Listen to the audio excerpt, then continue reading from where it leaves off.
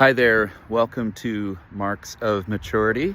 I wanted to continue our discussion about what it means for us as people who are a part of the Waypoint family to stay on mission. And we are one church, two locations. We are a multiplying church, and we do all of this that the world may know Christ. So all of that is important, but there's a section in the middle that talks about equipping. Equipping today is all about worship. Now you might be thinking, well, what equipping do I need? And in a certain way, that's true.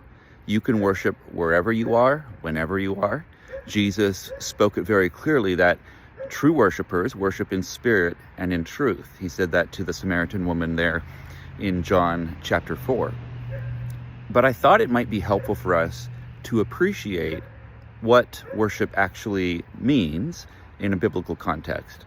So in Hebrew, I noticed two words that are translated into worship for us. The first one actually kind of means to work, to labor for somebody else. And I don't know if you've ever thought about worship in that sense.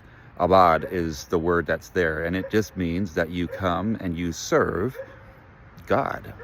You work for God. It's not really emotional in any way. It's just this act of service. And certainly it referred to like the Levitical, so the priests, the Levites who were facilitating sacrifice and all those kinds of things. And you can imagine that that was work, sometimes hard work.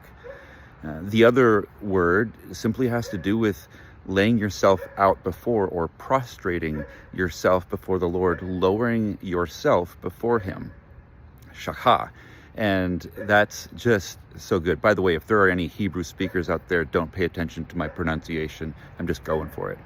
In Greek, we have the same idea that comes out, the same idea of prostrating ourselves before somebody else. And in this case, we're wanting to worship God. So I was thinking about all of that and what it means for us to equip our people, to equip each other to worship. And I think a couple of things. Number one, we need to prioritize it. We need to be willing to show up, to engage, sometimes even when we don't feel like it.